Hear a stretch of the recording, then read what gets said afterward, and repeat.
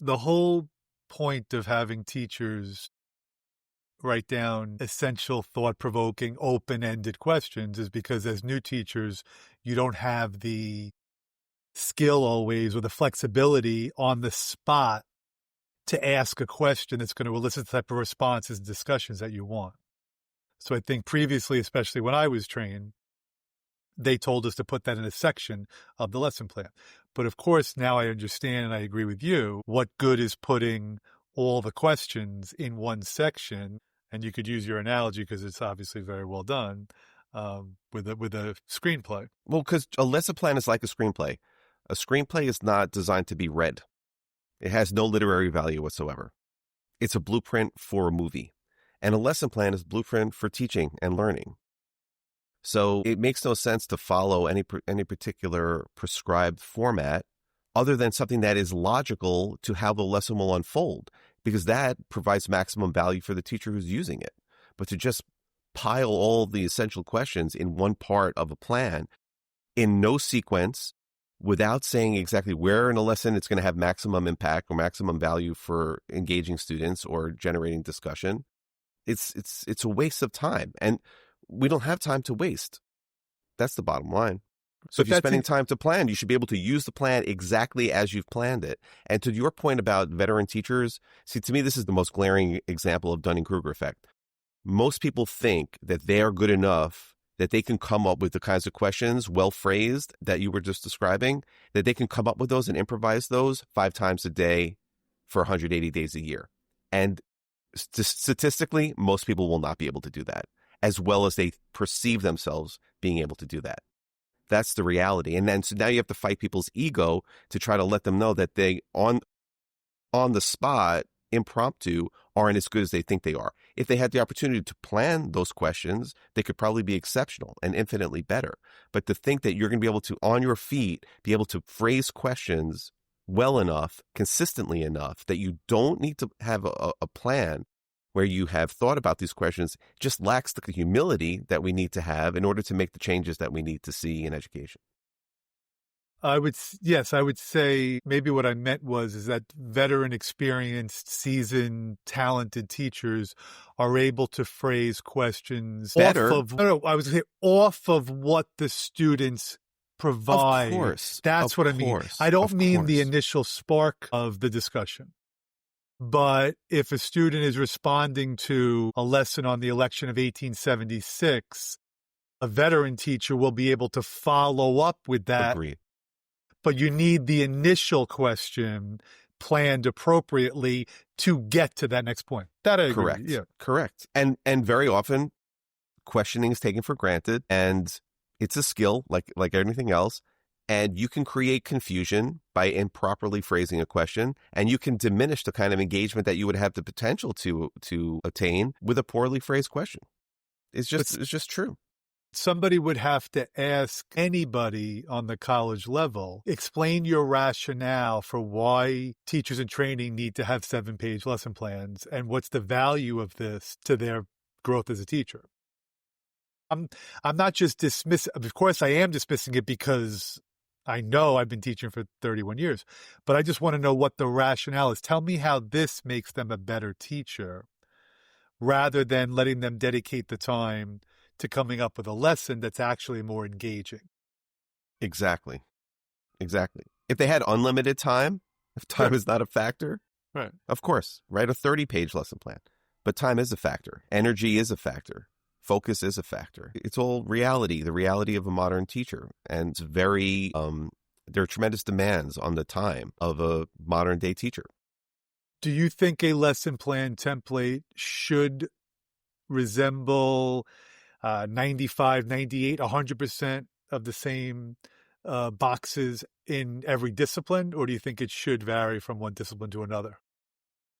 I think it could vary. See, I like to think of lesson planning in terms of blocks, a motivational activity, things that have a sequence to them. And then you try to find the sequence of blocks that makes the most sense to create and sustain the most engagement that you can for the duration of the lesson. So there's a strategy there, and there's an art form there, because the curriculum is very straightforward in many courses. You teach this, then you teach that, and then you teach that, and here are the terms, and here are the things to know. But like, how do you make that engaging in each block? Like to think about the beginning, middle, and end of each block as its own separate individual kind of component or story, just like a great chapter in a novel is not just getting you from one point to the other in terms of plot, but each chapter, if it's written well, has its own beginning, middle, and end in some way, or cliffhanger in some way that creates energy and momentum to get you into the next chapter. That's a well-written book. So a well-taught lesson and a well-planned lesson, I think, has to share a lot of those qualities. But if you're just listing things, then you lack the forethought of viewing the lesson in terms of storytelling momentum and building dramatic tension in whatever it is that you're teaching.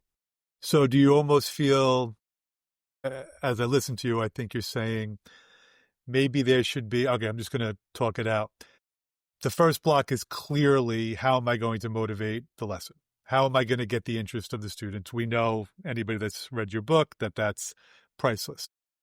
Then the next segment could be a review of something previously learned, could be just a connection into what you're about to learn. Then obviously there is the new material that is going to be covered. That's another block. There is some form of an activity, whatever that activity may be, whether it's a continuation of a discussion, whether it's something kids have to produce. And then, if time permits, there is a closing. So are you almost saying that you think that should be the broad boxes, but then when you now put the material inside of those boxes, a math lesson plan might differ from a business lesson plan, might differ from an English lesson plan. But that should be the basic structure of how you start the lesson. Yeah, right. Okay. The same way I would argue that the X's and O's of a horror film are going to be different than the X's and O's of a comedy, but structurally, they're going to follow a similar dramatic arc because that's how you sustain interest for the audience. I think there's a lot of good parallels to be had with, comparing both forms. Do you think it's helpful for teachers to estimate how much time they want to devote to each segment of the lesson? It's funny that you say that. I've had so many post-observation conferences with teachers over, 14 years or 15 years now, as a supervisor. And, more than that, what am I talking about? 20 years as a supervisor. And a lot of times when we're having conversations and teachers are reflecting on their lesson, like, oh, I know, I didn't get to this or whatever it is. And I said, well, there's a good reason not to get to the quote unquote end, and there's a bad reason not to get to the end. The bad reason is if it was all you the whole time and you didn't get to the end, well, that was all on you because you were doing everything, all the heavy lifting the whole way. But if you generated interest and students were participating, and that participation went longer than you anticipated because you were getting great discourse, great insight, a lot of cognition from the students, and they were demonstrating an understanding of what you were trying to teach. And because of that, you didn't get to a particular point. Like, that's the best reason on earth not to get there, because you've accomplished pretty much exactly what you set out to do. But to get back to your previous point, for me, what's even more important than a quote unquote final summary is, I think, an application or a synthesis activity where the students can demonstrate their understanding in a new context. And that's where the motivation can come back full circle, because you could bring the motivation back and now look at it and kind of interrogate it through the lens of what was just learned. And now they could apply those conceptual understandings and curricular understandings in a new context. And I can't think of a better way. That's transfer, right? So that's the best way to demonstrate your understanding, that you could take this and apply it now in a new context. To be able to do that is a very high level of cognition and a high level of skill. And to me, that's even transcending simply answering the aim as a final summary. So I have a follow-up question, but still go back to my initial question. Should a teacher say 3 to 6 minutes on this, 5 to 7 minutes on this? Do you think it's worthwhile? Do you think it's not helpful? I think that's fair to try in the planning process. I think that's fair to try to guesstimate, and it also will keep you on target, because if you're planning to dedicate 20 minutes to something, it clearly has more curricular value and instructional value to you. So to not know that, and then the thing that has lesser value can take over and become that 20-minute activity, and now you have created imbalance in what your objectives were. So I'm all for that, and that will help you kind of like transition or segue from the thing that might be going a little bit long into the thing that you want to spend really the crux of your lesson going over. So I think yes, just to keep you on some semblance of a timetable, so you keep in proportion the value and the time of what you're trying to accomplish.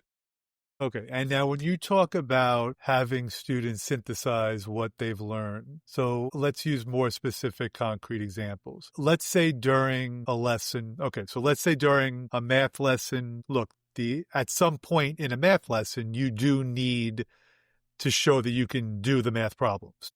So there might be some sort of an activity where they're either working individually with pairs in a group and they have to perform the operations or whatever it is that they're doing. Let's say in a social studies lesson, and these are just basic examples. Let's say in a social studies lesson, students are given an excerpt from a speech and they're asked to analyze it, purpose, point of view, intended audience. Okay. That can be considered an activity. That could be something that they have to do to produce.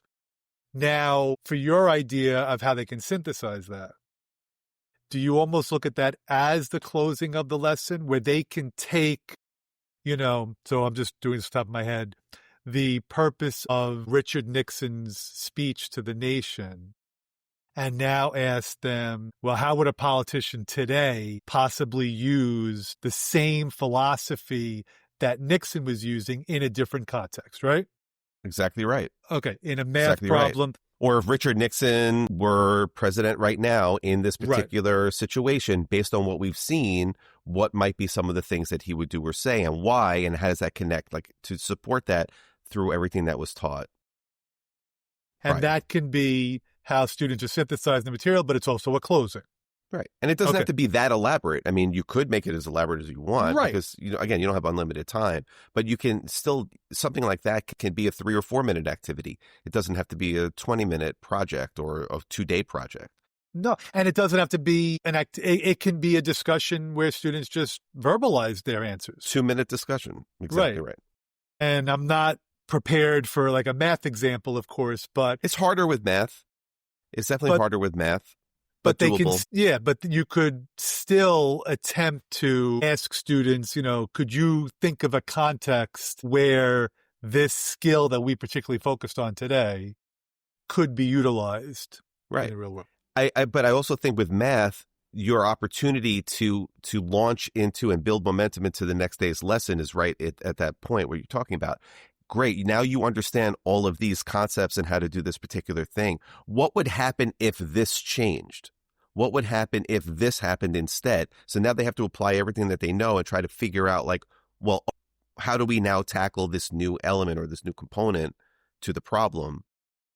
And then that could be your kind of launch point into the next lesson. And you're building a little bit of cognitive tension and dramatic tension getting into the next day as well. So sometimes they don't even have to perform that act of synthesis. You can just create a cliffhanger with the promise of that synthesis happening in the next class. I mean, I love having the conversation, but it also makes me feel more and more emphatic that I just don't think teachers can pull this off with 3 preps and then 2 new preps the next year because it's hard work. It's important work.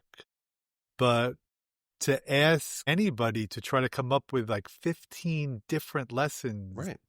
That's right. It's, and that's why I think too many of them, they hand in their lessons and submit them on time. But let's be honest, nowadays, I'm sure there are teachers all over the country that are just going to submit lessons from AI, but they're not. They're already doing it. Right. But they're not taking the time to work through it the way you're preaching. And some of the ideas could be great. And you could, nowadays, you could train a bot to think like you and put these components into a lesson and give you ideas to help trigger the thought and allow you to work more quickly. So it's still you. it's still you, right? If you're writing the prompt for the bot to reflect the work that you want to see created, it's still you in some way. But It is. It's yes, not, it's, but it's not perhaps as authentic as we would traditionally hope to see, but it's still putting my voice into the bot, asking for that prompt to kind of reflect my voice, but to do the calculations, if you will, like for me quickly. So then I can approve or disapprove of what it is. Give me five ideas to synthesize this lesson based on blah, blah, blah, blah, blah. And now I choose the thing. So I'm still doing the work. I don't have to generate the idea necessarily. And we're going to have to cross that chasm because we're here. okay, We're here. but I know it's a very difficult thing to think about. But I actually don't think it's that difficult because AI is only as good as the information it has available. So when you think about, because you know how much I love your teacher's edition reference in your book, the teacher's edition of a textbook had nice activities on the side. It did not have full lesson plans. It had nice activities. And there are some times where you can purchase resource guides and they're nice. And you can go to, in New York State, I mean, you can go anywhere, but New Visions, and there are good ideas. But none of them are whole products. So you as a teacher have to create that finished product to make it work for you and your talent, but more importantly, for the students in front of you. And my concern would be that if teachers are overworked, they just don't take the time to do it. They True. hit lesson plan, and that's what they're working off of.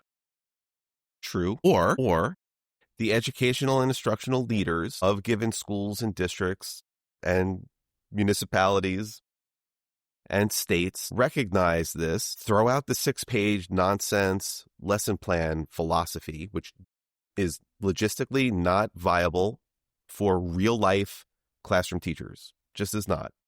Pie in the sky, yes. Practical, no. Throw that away and go back to, remember when we wrote curriculum guides 15, 20 years ago? We were writing for the teacher. We were not just saying, like, here's how you break down Reconstruction in 3 lessons. We were writing to try to spark ideas for the teacher so that would be faster and easier for them. Give them things to latch onto if they want, or they can go off in their own direction. But we want to get their wheels turning with the curriculum that we're providing. And it's not just about, like, here's a YouTube link that you could go to. It has to be more thought-driven. And once you give teachers that, and so AI to that extent, very much like the textbook, can give you those snippets that you can plug and connect into the format that you're looking for so you can work more efficiently, work faster, avoid burnout, but still remain creative and innovative. I think that's the bridge that we have to cross. And the more, and it's definitely happening in places, but to do that more so, but not have the pendulum swing to the point where, and this is the part that frustrates a lot of educators in some states where they require this, we're going to do everything for you. Here is your script. We've taken all of the creativity out for you, all of your personality, all of what you bring to bear. We're going to basically turn you into the bot. See, I want the bot to help us maximize and magnify our personality and our ability to educate. Some of these other programs want to turn the educator into the bot, where we're just going to program you and you're just going to go into the classroom and do the things that we tell you. That is leading to more burnout than creative burnout, in my opinion.